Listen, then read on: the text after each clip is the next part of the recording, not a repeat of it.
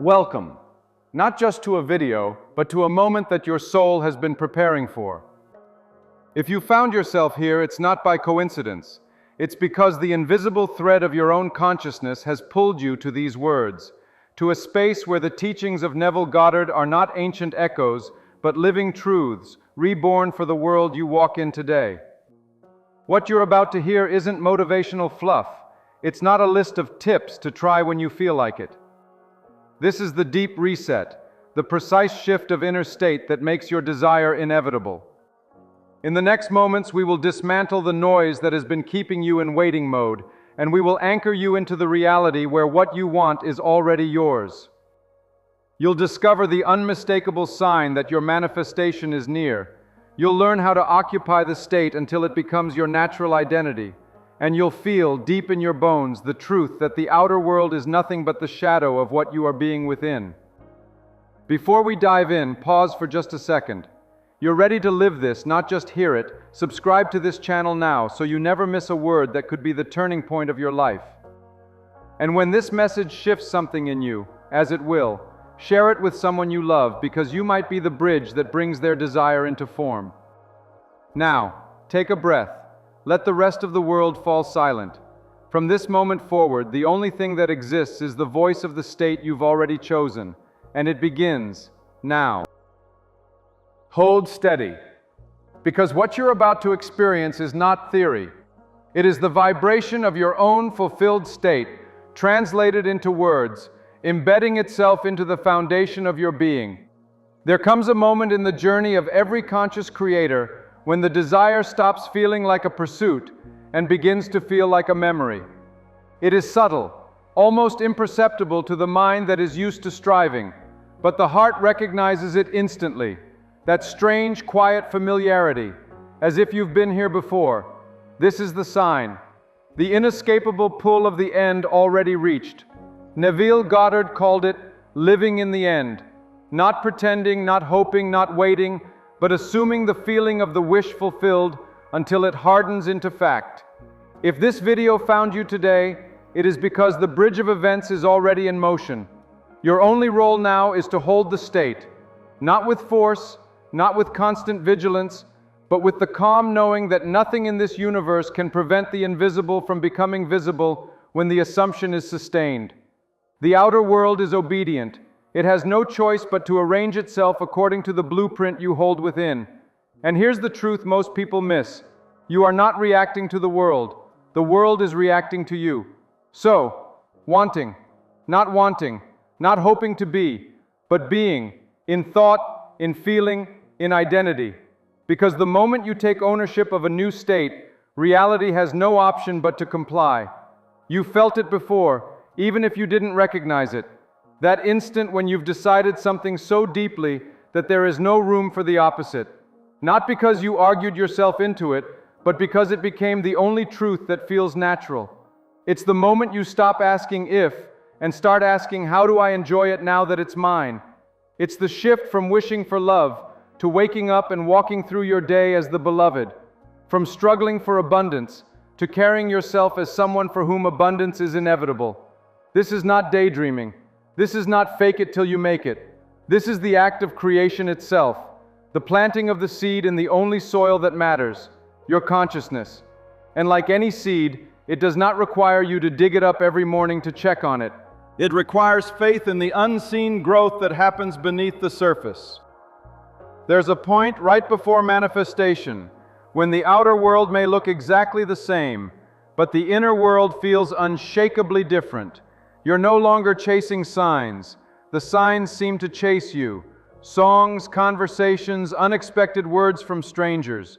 They all echo the very state you've been assuming. This is the law in motion. Neville said, "Signs follow, they do not precede. And when they come, they are not a reward for effort, but a reflection of identity." So if you're hearing this now and something inside you is whispering, "This is for me," don't dismiss it as coincidence. It is your consciousness bringing you exactly what confirms the truth you've chosen. How do you remain here? How do you keep the fire alive without burning yourself out in the process? You stop treating it like a performance. You stop proving it to the world, and you start enjoying it privately, inwardly, as a possession too sacred to be debated. Imagine wearing a coat on a winter's day. You don't have to keep reminding yourself, I'm warm, I'm warm, I'm warm. You simply are. The warmth is a given. The state you've assumed works the same way. Yes, you can use affirmations, not as desperate repetitions, but as natural expressions of your identity. You can visualize not to make it happen, but to visit the place where it is already happening, until that place becomes home. Here's what will change first, not the circumstances, but the reflection. The conversations you overhear will shift. The opportunities you notice will multiply. Even the way people respond to you will begin to match the version of you they now feel. Because whether they realize it or not, everyone is reading your state. Not your words, not your history, your state. And when you have made the end your dwelling place, when you carry it with the ease of something already owned, the mirror can only reflect it back to you. This is why Neville's work is not about chasing the right technique, it's about mastering the art of being. Because the world does not respond to what you say you want, it responds to what you are. To live in the end is not to force yourself into a constant state of euphoria. It is to occupy a center so steady that no appearance, no delay, no contradiction has the power to dislodge you. Neville said, the world is yourself pushed out. This means every circumstance is simply the echo of a previous state, an old broadcast that has already been sent. If you know this, why would you chase the echo? Why would you argue with the shadow instead of turning toward the light? You don't fight the old state, you replace it. You assume the new one so fully that the old fades like a dream upon waking. The greatest misconception in manifestation is thinking that you get things. You don't get love, you become the embodiment of love. You don't get wealth, you occupy the identity of one for whom wealth is the natural order. And from that identity, you make choices, speak words, and take actions that are impossible from the old self. So the question is never, when will it come? The question is, who am I being right now? Because your world is not responding to time, it's responding to you. When you shift your identity, everything changes. Not because you've manipulated matter, but because matter is nothing more than the mirror image of mind. Once you've assumed the end, something remarkable begins. Life starts arranging itself into a bridge of events. You may not see how the pieces connect at first, but each encounter, each delay, each so-called coincidence is part of the route. Some steps on the bridge will feel obvious and affirming. Others may seem like detours, but every single one is required to bring the invisible into form without resistance. Your role is not to design the bridge, it is to walk it, to keep moving in the state of the wish fulfilled, even if the scenery doesn't yet match the vision. Because here's the truth, by the time you see the perfect alignment, the bridge has already done its work. Even the most disciplined mind will feel doubt knocking from time to time. But doubt is not a sign of failure. It is an invitation to re-choose, to come home again to the end you've already claimed. You don't fight doubt with force, you dissolve it with familiarity. When the desired state becomes your natural dwelling place, doubt feels as absurd as questioning the color of the sky. And here's the alchemy. Each time you choose the state over the doubt, you reinforce it. You become less movable, less reactive, more certain, until the outer world has no choice but to match the certainty within. Neville often used the word natural when describing the feeling of the wish fulfilled. Why? Because nothing forced can last. The state must feel as casual, as unquestioned as your own name. When you first step into a new assumption, it may feel deliberate, something you're doing, but with repetition, it becomes the background of your awareness. Like a song you've played so often, you no longer have to remember the words, they live in you. That's when the manifestation moves from possibility to inevitability. Not because you've convinced the world, but because you've convinced yourself. And in this law, convincing yourself is the only work there is. Sometimes the most powerful moves you make are invisible to everyone else. You'll be at a dinner table, listening to conversation, and instead of feeling the old tension around money, you'll silently inhabit the state of someone completely secure. No announcement, no proving, just being. Or you'll pass a couple holding hands, and instead of feeling envy, you'll feel the warmth of the love that's already yours, even before it appears in form. This is the quiet power. It does not need validation because it already holds possession. At first, the changes may seem small, a new opportunity, a kind word from a stranger, an unexpected invitation. But to the one who understands the law, these are not small at all. They are the first ripples of a tide that cannot be turned back. And if you've ever wondered why manifestations sometimes arrive all at once, it's because you have sustained the state long enough for the bridge to complete its work, and then the outer reality rushes to catch up. This is why I tell you, do not stop when the world still looks the same. Do not abandon the state because the evidence is not immediate. If you could see how close the completion is, you would never waver. There comes a moment in the assumption of any state where going back feels impossible. Not because something outside has changed, but because the inside has. You can't fit into the old story anymore. You can't think the old thoughts without feeling their falseness. You are already living somewhere else, and it's only a matter of time before your surroundings realize it too. When you reach this point, hold it, nurture it, let it become the new normal, because from here, the physical world has no choice but to bow to the identity you have claimed. When you live in the end long enough, something extraordinary happens. You stop chasing manifestations, and they start chasing you. At this stage, you are no longer the seeker, you are the source. You no longer reach for results, you radiate them. And because the world is nothing more than a mirror, that radiation returns to you in forms so precise, so perfectly timed, that even your logical mind is left in awe. But to get here, you must master the art of becoming unshakable, the ability to remain in your chosen state regardless of what the five senses report. Think of your consciousness as a fortress. Every belief you hold is a stone in its walls. If the stones are weak, if they are built from doubt, fear, or past disappointments, the fortress crumbles at the first sign of contradiction. But when your walls are built from conviction, from the lived feeling of already being who you choose to be, no appearance can breach them. Someone could tell you it's impossible, and you'd simply smile, because in your reality, it's already done. This is not arrogance. This is sovereignty. The quiet, unshakable knowing that the outer world is your reflection, not your ruler. One of Neville's most radical teachings was this: do not negotiate with the facts of the outer world. Most people see something they don't like and immediately adjust their inner state to match it. But if you do that, you've handed over your creative authority. Instead, you look at the unwanted fact and remember, this is old news. It's the echo of a past assumption, and it has no power unless you re-energize it. So you refuse to let it dictate your identity. You stay loyal to the end you've chosen, even when the evidence is absent. Especially when the evidence is absent.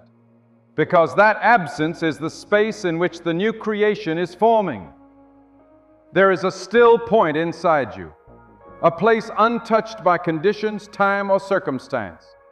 To live in the end is to anchor yourself there, to make that still point the center from which you live, speak, and move.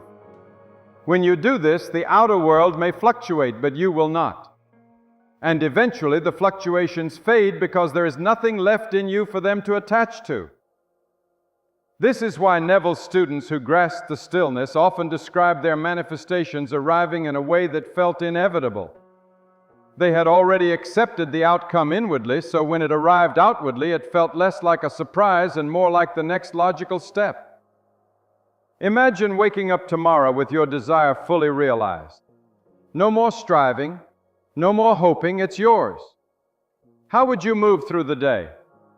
What would you think about? What would you stop thinking about? This is the practice. Not a performance for the outer world, but a private inner rehearsal of the completed state. And as you repeat it, something miraculous happens. The feeling stops being a practice and starts being your baseline. And once the baseline shifts, reality has no choice but to comply.